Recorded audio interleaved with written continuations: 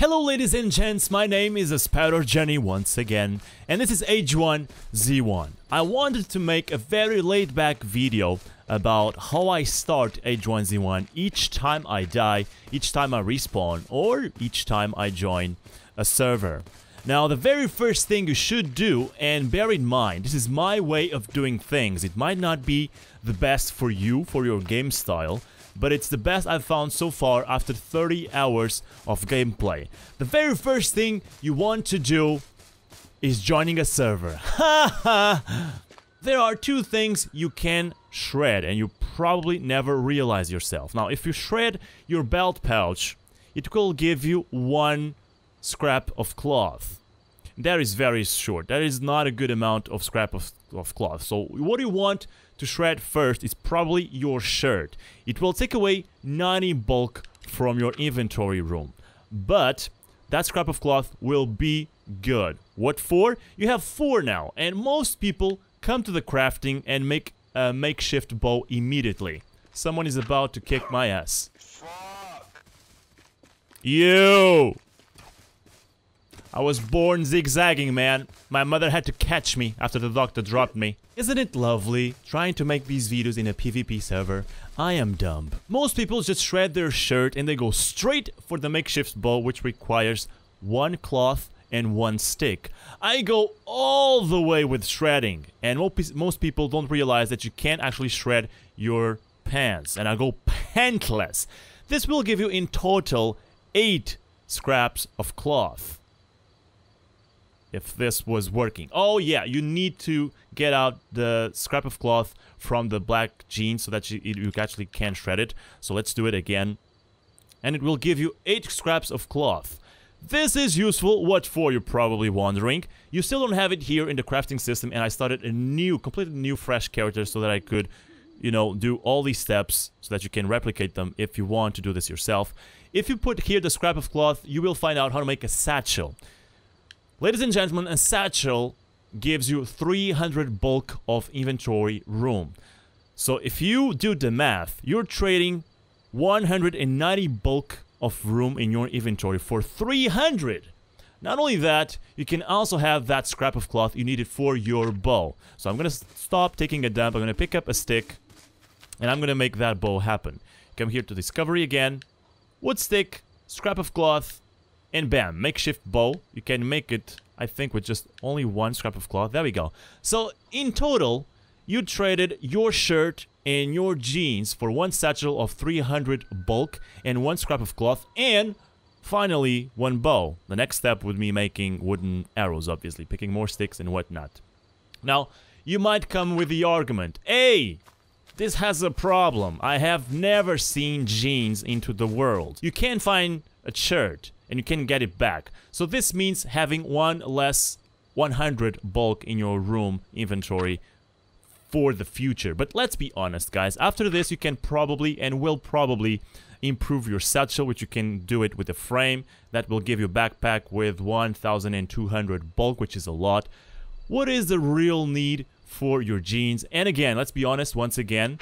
What is your average surviving time in H1Z1? Mine won't go above 2 hours. So you won't really go to the point where you want to be perfect and have everything you can in your gear to carry more and more stuff. You don't go and show your ding-dong to anyone because this game keeps your jeans and your shirt in place even if you shred them. So right now I traded all of that for what you can see here, and for me this is a very good head start. The next point would be finding out where you are. Now in H1Z1 they have been stopping themselves from putting a map into the game just by pressing M, like in Arma 3 or other type of games of this genre. But they will surely include it in the future. Why? Because there is already a lot of maps in the internet and that people can visit, and one that I use the most is this one. Now if you press enter, you will write on your chat LOC, localization. What you want to do next is pressing M so that you can highlight this. You can select it, copy it, h1z1 db.co.uk/map, and in here you can put what you just copy it from the game. Find, and there we go. This is where you are, and this is even where you are turned to. This app is just amazing, and this is the whole map of H1Z1. So from here, I know where I can go. I can go to Ranchito Taquito, which is very close to me. I can, you know, just come to the village development. I can go everywhere I want, because this is a very huge tool for someone that wants to know exactly where they are. I am pretty sure that after all of this, they will eventually put up the map into the game, because this is just a hassle having to alt-tab and whatnot, and people will always do that. People will always do that. The next step would be, you know, finding the most basic stuff, and you can make the makeshift axe. You need actually scraps of metal for that. Where can you get scraps of metal from? Cars. Basically, cars have the higher chance of having scraps of metal. That's what I meant. Either that or finding a crowbar with which you can hit. There we go. Here's the bottle. That's a good start. If you find a crowbar, you can hit these wrecked cars and have scrap metal from them. With that, you can finally make the makeshift axe, which will give you a start by allowing you to bring down trees and knife. There we go. Scrap of cloth. It's not really what I wanted to show you. Come on, give me a scrap of metal so that I can show these people that I'm right. Please. This is how I start H1Z1. It is giving me a good head start most of the times, giving you a satchel from the very start, giving you a bow. Obviously, I'm missing the wooden arrows, which I should craft myself after this. And also give you one scrap of cloth. I now have two because I've just picked one up. But it gives you also another scrap of cloth. I am pantless, I am shirtless, but at least I'm happy.